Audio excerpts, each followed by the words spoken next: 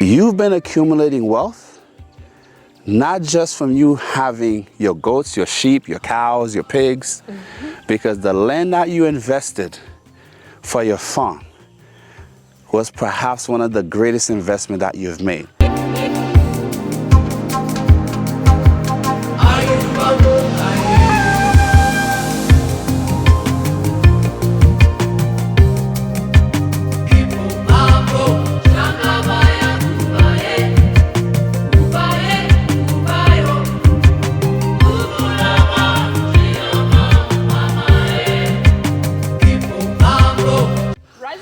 Value Farm family, welcome back to another episode of The Farm. If you're new here, please consider subscribing if you haven't already, and also turn your notification bells on not to miss out on any episodes of The Farm. And of course, to all our returning subscribers, thank you so much. Asante sana and karibu to Value Farm. Well guys, we are at the farm. It's amazing. It's a beautiful day. The sun is out. The animals are already out in the field. Everything is happening as usual. And I also have my co-director right here. You're most welcome. Well, thank you very much, partner. I've been here so far. I'm really happy with the progress we're actually making here at the farm. Sure. And there's a reason why we're standing here in the brush, right? Especially those of you that want to keep goats, you need this, okay? Sure. And also keep in mind, in the beginning, I used to go on long soliloquies talking about mindset, having that paradigm shift in your brain. I feel like we've gone away from that. But let me help you guys understand something. Many of you that have gotten into the game of farming, hopefully you own your land. Hopefully you are not just renting, because something interesting has been happening right underneath your feet, right at your farm. And I'm gonna give you guys maybe a few seconds to figure out what I'm talking about. You've been accumulating wealth, not just from you having your goats, your sheep, your cows, your pigs, because the land that you invested for your farm was perhaps one of the greatest investments that you've made. Twofolds. Some of you like to buy your fancy apartments in the city, that's okay. But these farmers that you guys think that are stupid, dirty, uneducated, lazy, those are the ones that are gonna become the billionaires of tomorrow here, all up and down Africa. That's what's happening. Let me share a little story with y'all. Over the past few months, I spent some real time away from the farm, right? But I did that because as a company, if you're not improving, if you're not innovating, you're dying as a company, right? So we as an organization made the decision to expand the company. So I spent a lot of time traveling, Swaziland, Botswana, spent some time in South Africa, right? Network with the right people. But the neighborhood where I was staying is up in Johannesburg, is a place called Waterfall. And Waterfall is very similar to what Value Farm is. Okay. Waterfall for the longest time was a family farm.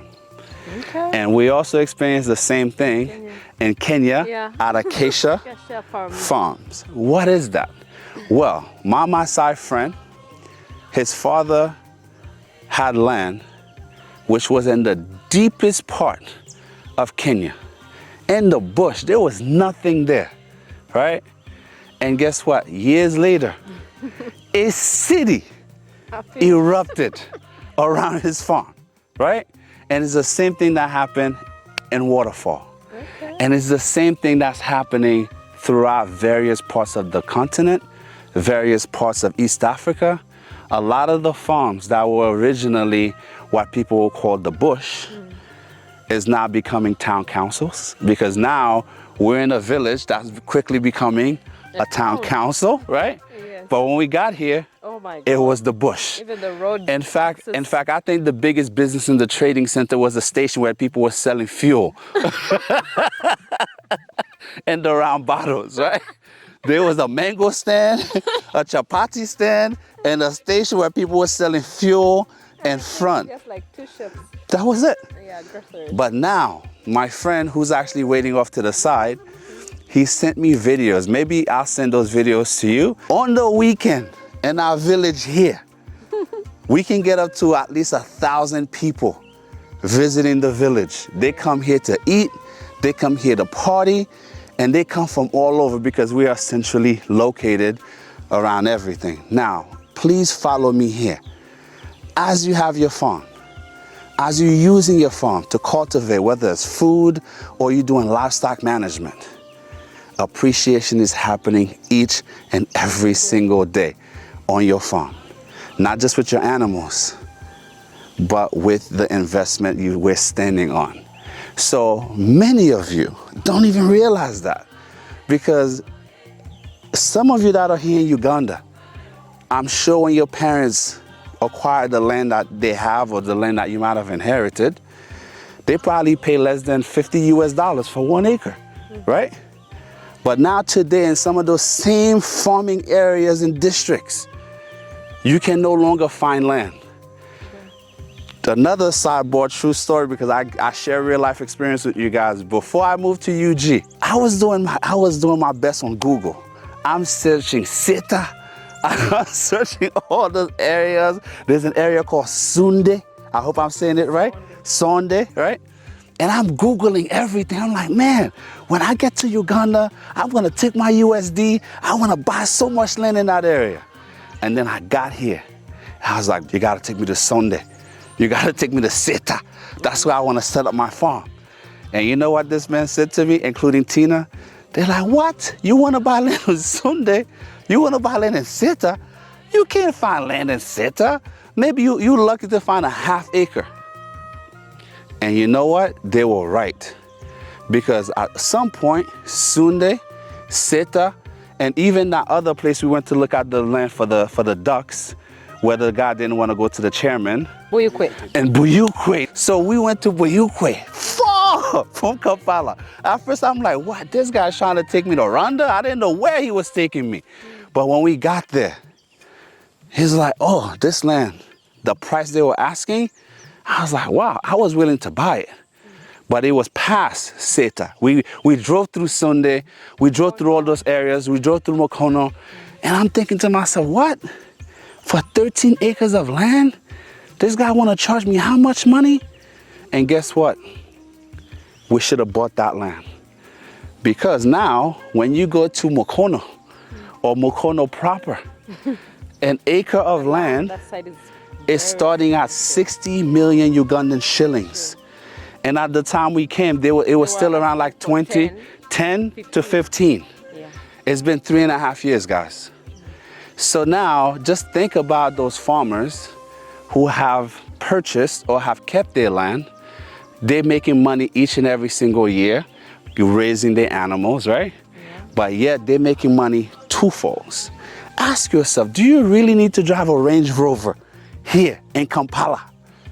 Do you need a Range Rover or Mercedes-Benz in Kampala that can't even take the potholes? Or would that money be better served you starting a farm and investing in a farm? Because at the end of the day, the valuation of land, where we are right now in this village, is it possible to find land here anymore? So hard. So many people have really reached out to us as well, and they want to be our neighbors. They want land around here. But when you tell them the price, they're like, what? Too much. That is expensive. But when we came here, the pricing was a bit lower. But right now, it is hard to really get land. And a lot of land. You can get maybe a piece. Maybe an acre here, 2 acres there, 3 acres there. But to get 10, 20, 30, 40 acres, those days are gone. But I want to... Go further. Yeah, go deeper and go camping for another 5 years. Yes. But guys, I actually want to bring somebody on here who's been the secret weapon to our farm. And I wanted to bring, come on here, my friend, please. And the reason I want to show you guys this young man, right? When I met this young man here, he was a boy. Now he's a man, okay? And the reason he plays such an vital role for us, because we didn't know the village. And we didn't know anyone here, okay? This was the person early in my time here in this village, and we got burned by so many people. Yeah, we actually met so many people around who was trying to take advantage of us, of the fact that we were new.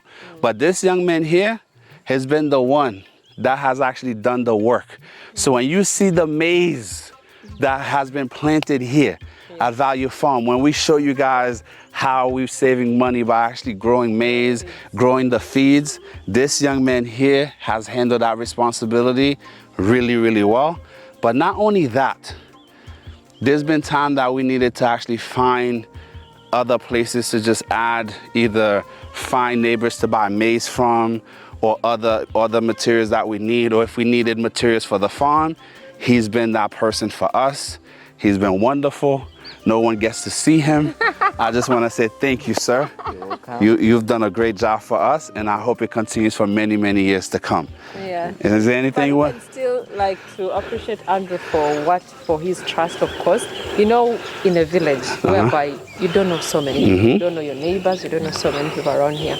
People talk. I remember when we came here, people were like against what we were doing at the farm with our animals and all that. But since he was really on ground, of course he was like underground, he didn't show people that he was our friend. Yeah. So he at least gets information and lets us know what is happening around, and also helping us, guiding us with what is possible around this village right here. Even the planting of maize in this village, it's quite different. If you go to eastern Uganda, the way we plant maize is quite different. So he's the person who tells us, not from this area, this is how we can do it, and it can definitely grow better. So all that is really very good, Andrew. We really appreciate you for that. Before you go, I want to say something else, right?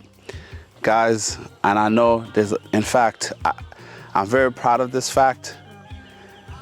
When I'm in Kampala, when I go to the supermarket, sometimes you need a yogurt. I'm sorry, we're not making yogurts yet. So we go to the supermarket or we go to the bank. I'm running into so many foreign people here. There's so many foreign people here on the ground here in Uganda. Many of them are also in this business. A lot of them they don't want the world to know what they're doing. They don't have social media, or they do, but they're keeping their projects on the down low. But I will tell you this, I've heard so many stories of people coming here from Canada, from America.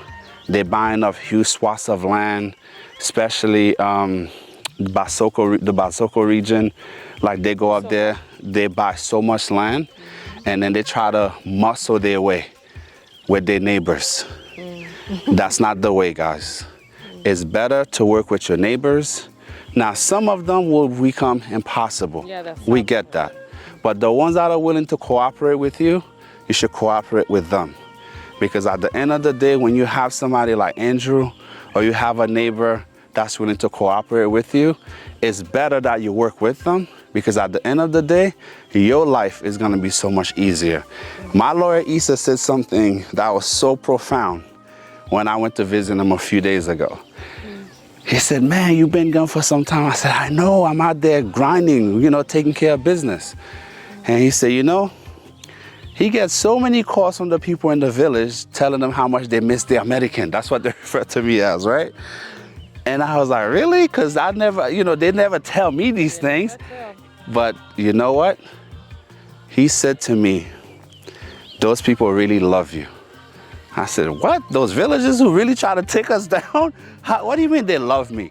He said, bro, since you've been gone, those people, because he's very close to most of these people here, whenever they see us, they call him, right? And he said, you don't know how many phone calls I get where they're asking, where's the American? Where's the big man? Like, where is he? You understand? We miss him. We want him to come back. And he said, but do you know how you can tell that those people love you? Look at the farm that you guys have in this village, and your farm is still growing and it's thriving. If these local villagers did not want you there, they would have chased you off even your own land. And I never thought about that, right? But for me and my partner Tina, we've always tried to be very friendly, very fair to the people here. Sometimes we have to stand our ground and be tough with some people who deserve that tough love, you understand? But over the years, I think we've become better neighbors in the area. But I hope you guys listen to what I'm telling you. When you come to these areas, no matter how much money you have, please show the local people respect, because at the end of the day, you can't always be on your farm 24/7. And if your neighbors don't like you, they will make your life a living hell. Because sometimes there's been so many times where we had our darker sheep, some of our pure South African goats have been lost in the bush when they go grazing, or sometimes we have irresponsible herds people taking care of those animals, and it's our neighbors who chase those goats, who would pick them up and bring them back to the farm. They do the same thing for our sheep. And so even when sometimes our animals escape and go eat their crops, they don't act like it's the end of the world, like we work together. And I hope wherever you come from, however much money you have, please treat your local people with respect, and you make sure you try to work with them as much as possible, because that's how you're going to get the furthest. Again, Andrew, thank you for being so great. All right. Yeah, and I think that is also something that also helps with security. I know most people have really asked us about, how we keep our security at the farm. One of the points is about having good neighbors. As long as the neighbors are okay, at least you know that you're also secure enough. That's true. At least if you're new in a place like this one here, all of us are not from Luweero, but still, if you have your neighbors who are really taking care of you, you have good terms with them, they will always protect you. In case maybe there's something that is happening, they will always alert you as well. They'll protect your animals as well. Or even when you're not around, and maybe the workers are doing something funny, most times the other neighbors will tell you, I saw your workers do this and this, I saw this and this. What is happening? Is that what you guys... And they know more than you. They know more than you, that is the best thing. So having that relationship with people around you is really very good. You don't have to be really so bad to your neighbors, because if you're bad to them, they will definitely also turn against you. And the main thing you also have to keep in mind, right? And this was like the best advice my lawyer Issa gave me. He said, when you come into an area, don't worry about buying the most land. Worry about being a good neighbor. Be respectful to those people, because at the end of the day, if they see you there, show them instead of telling them. Show people what you're doing, because in time when they see that you're there, you're bringing something good to the village, they're gonna want to work with you. Now, it works both ways. Some of the older people in the village, some of the more stubborn ones who's basically been in charge of the area for the last 40 years, they don't want new blood to come in.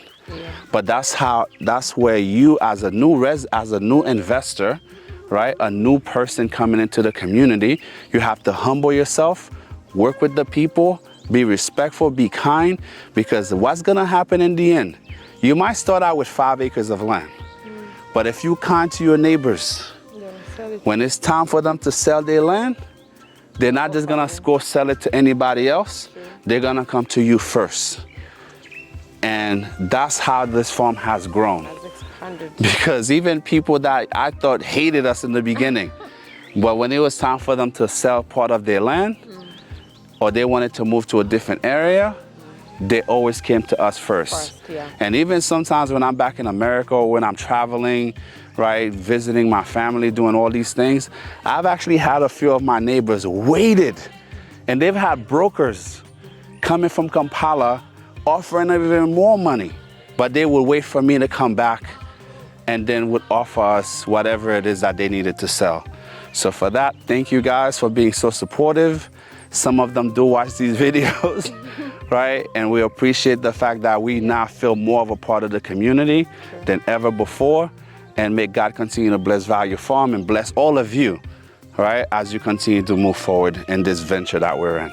Thank you so much, guys. If you haven't checked out our social media platforms, please go check out Instagram. It is Value Farm UG, Facebook Value Farm, TikTok Value Farm. Go see behind the scenes and also get some inspiration and motivation from there. But we really appreciate you all. Tell a friend to tell a friend. Till next time. Bye. Bye.